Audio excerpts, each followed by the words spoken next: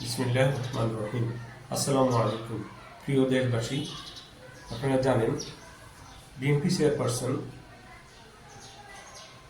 দেশনেত্রী আমাদের মাতৃসম নেত্রী বেগম খালেদা জিয়া অত্যন্ত সংকটাপন্ন অবস্থায় ঢাকার এভারকেয়ার হাসপাতালে চিকিৎসাধীন আছেন।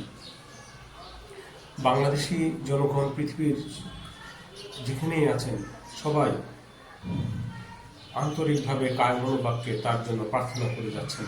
সকল ধর্ম শ্রেণী পেশার মানুষ তার জন্য দোয়া কামনা করছেন।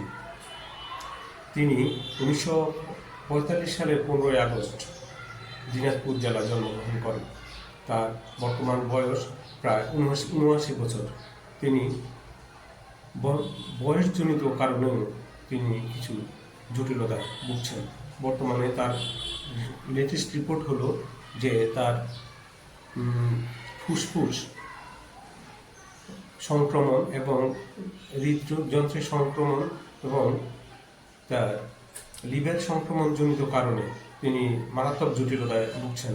তিনি তার বাম অলিন্দ হার্টের বাম অলিন্দ কাজ করা প্রায় বন্ধ করে দিয়েছে। তিনি খুব জটিল অবস্থার মধ্যে আছেন। এখন একমাত্র আল্লাহ, ডাক্তাররা তাদের মতামত দিচ্ছেন যে এমন অবস্থায় কেউ বেঁচে ফেরা একমাত্র আল্লাহর অলৌকিক ক্ষমতা ছাড়া আর কিছুই নয়। ঠিক এমনই এক মুহূর্তে তিনি এক কন্ডিশনে তিনি আছেন। তার পুত্র জীবিত আছেন, তারেক রহমান। তিনি এক কঠিন পরিস্থিতির মধ্যে সময় অতিবাহিত করছেন। তিনি কয়েকবার দেশের জনগণের কাছে তার পরিস্থিতি ব্যাখ্যা করে বলেছেন তার হৃদয় আমাদের মতোই, তার হৃদয় খুব কাঁদে মায়ের স্পর্শ পেতে। তিনি একমাত্র ছেলে, খালেদা জিয়ার জীবিত ছেলে, কিন্তু বিভিন্ন ব্যুরোক্রেটিক এবং পলিটিক্যাল এবং সিকিউরিটির কারণে তিনি এখনই বাংলাদেশে আসতে পারছেন না মর্মে তিনি ইঙ্গিত দিয়েছেন।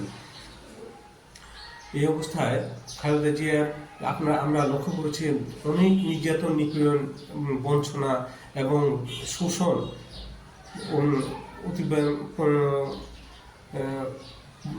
ভোগ করার পর ফ্যাসিস্টের যাতনা, নির্যাতন, অত্যাচারের স্টিম রোলার এবং জোরপূর্বক তাকে সাজা দিয়ে বিনা কারণে আটক রাখার পর তাকে এই চরম তাকে কথিত আছে যে তাকে স্লো পয়জনিংয়ের মাধ্যমে তাকে মৃত্যুর দুয়ারে ঠেলে দিয়েছে গত ফ্যাসিস্ট সরকার। বর্তমান যে ইন্টারিম সরকার সে খুবই বিএনপি চেয়ারপারসনের প্রতি খুবই আন্তরিক। ডক্টর ইউনূস তার জন্য সারা দেশের লোকজনের কাছে দোয়া চেয়েছেন। এমনকি আমাদের তথ্য উপদেষ্টাকে গতকাল তিনি এভারকেয়ার হাসপাতালে পাঠিয়েছেন তার স্বাস্থ্যের খোঁজ খবর নিতে। তারেক রহমানও তার এই বদান্যতার জন্য তার কৃতজ্ঞতা জানিয়েছেন। আমি বিশেষ করে 1997 সালে যখন আমি ছাত্র রাজনীতি করি ঢাকা বিশ্ববিদ্যালয়ে, তখনই আমি কারা অভ্যন্তরীণ থেকে মুক্তি পাওয়ার পর খালেদা জিয়ার সাথে জুলাই আগস্টের দিকে 97 আমাদের একটা সাক্ষাৎ হয়। তখনই তার ব্যক্তিগত যে ম্যাগনানিমিটি অফ আর পার্সোনালিটি আমাদেরকে অ্যাট্রাক্ট করে। সেই থেকে এ যাবৎ আমরা খালেদা জিয়া আমাদের মা হিসেবেই এখনো বিরাজ করছেন। আমার মা, ব্যক্তিগতভাবে আমার মা নেই, নিহত হয়েছেন, কিন্তু খালেদা জিয়ার সাথেই তার ছেলের মতোই তাকে আমরা আমাদের মায়ের মতোই মনে করি। বাংলাদেশকে ঐক্যবদ্ধ করার পিছনে এখন একমাত্র খালেদা জিয়াই পারে তার ব্যক্তিত্ব দিয়ে আমাদের রাজনৈতিক পলিটিক্যাল টার্মোয়েলকে এখন সুরাহা করতে।